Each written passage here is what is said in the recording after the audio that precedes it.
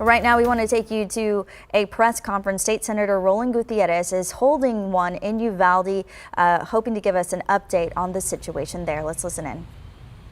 That's one day closer to our children not getting the help that they need in their schools, not getting the assurance and the safety and the reassurance going forward.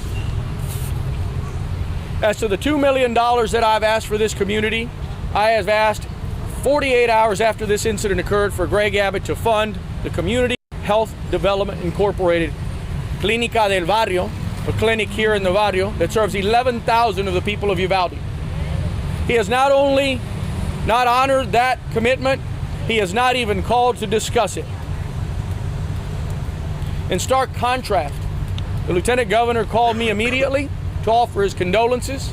I have been working with the Attorney General Ken Paxton on how to make sure that we get the most of our victim assistance programs to these families, and we'll continue to work with the Attorney General's office to make sure that happens. We're not going away. We're not going to let these kids be forgotten. And we're not going to let Greg Abbott run out this clock and wait till you all leave this beautiful town. I urge you to keep this message going forward, and I urge you to keep having the people that watch your media networks calling the governor's office and the lieutenant governors and asking them for the most modicum, the minimum of gun sense solutions. Because now I'm going to get to the third thing, and the thing that I know you want to hear about most, which is the failures that happen here. My job as a state senator is to try to get accountability, and most importantly, to try to get for my constituents the resources that they need moving forward. We need transparency, and that hasn't happened here. We've had several press conferences from the local entity of law enforcement, which is DPS, the Department of Public Safety.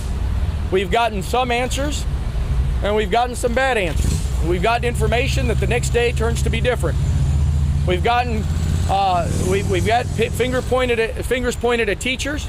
We've seen that teacher's now been vindicated. She did indeed remove the rock from the door and close the door. We know that the door functioning did not function properly.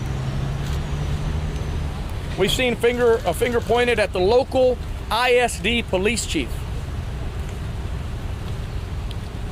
And certainly, I think that Mr. Arredondo, whom I do not know, has a lot of responsibility to bear here, as does every law enforcement unit that was at that property, at that school.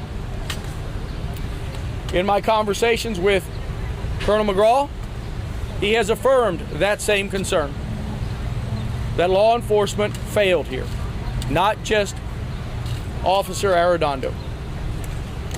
My specific questions have been this: who were the 19 officers in that hallway?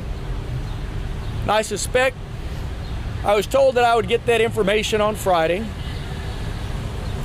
As of yesterday, I was told that I might not get that information on Friday because the district attorney has asked that that information be withheld because of her ongoing criminal investigation. At the end of the day, I don't believe that the logistics and the situation at hand has anything to do with the criminal investigation at hand. I've made that very clear to Colonel McGraw. As of 2 hours ago, he told me that I would still get that information tomorrow.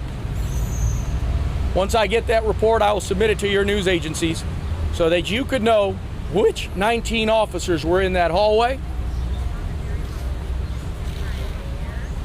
and what officers were outside. I have also asked for radio transmission reports, but I doubt that those will be forthcoming anytime soon.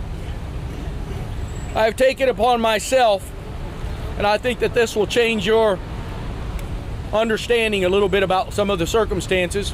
And the fact is, we haven't been told this. Before I tell you this next piece, I've asked Colonel McGraw and others to simply pull this Band-Aid off and let us know everything that went on, guarding, of course, the sensitive nature, because we don't want to shock families. But we need to know what law enforcement was doing, what radio procedures were followed or what not followed, who were the 911 operators and such. And so here's what I know about 911. We were told last week that Officer Arredondo was the recipient of 911 calls. And I believe you could nod in the affirmative if that's your understanding. That he was the incident commander, and I heard in one of these conferences that he was the sole recipient of 911 calls.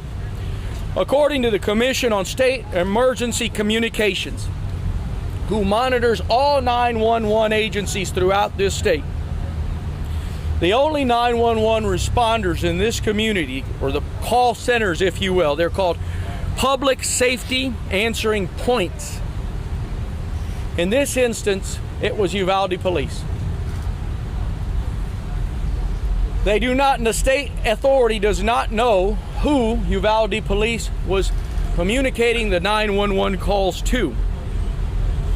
What we do know is that the 911 calls were not being communicated to the so-called incident commander, Officer Arredondo. They were being communicated to a Uvalde police officer, and the state agency that I have spoken to has not told me who that is. From that point, Uvalde PD has 17 different dispatches that they would make to a list of 17 contacts. The state authority does not have that list, but DPS is one of the people on that list. My last remaining question on 911 calls is who is receiving the 911 calls from the little boys and girls? Is it just PD or is it these other entities? I was told that it was just PD. I think that's an important point. Listen, I'm not blaming the Uvalde PD. I'm not blaming the CISD cops or the troopers or anybody singularly. Let me correct that. There is blame enough here to go around. There was human error and there was system error. Systemically, some of you have asked for radio transmissions. Systemically, we live in rural Texas, where differing counties and different entities contract with different radio companies, and we don't have them talking to one another on one uniform system. That's an absence of leadership. It starts at the top. It starts with the legislature.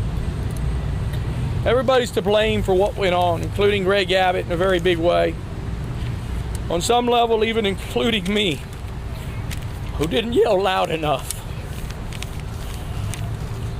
I'll hold for any questions that you might have. Sir, can you just talk about in that hallway with the 19? All right, we were just listening to a press conference being held by Uvalde's own District 19 Senator Roland Gutierrez. He brought up how Governor Greg Abbott did not ask him to be on a review board for gun laws here in Texas, but then he went into some things he is asking of other officials as far as what went on that day. He talked a lot about the 911 calls and where there were missteps there. He called it human error and system error, and he even took a little bit of the blame himself, and he is wanting answers from state officials as well as other public officials. So we're going to go to break right now, but of course we're going to have more on that coming up in later shows.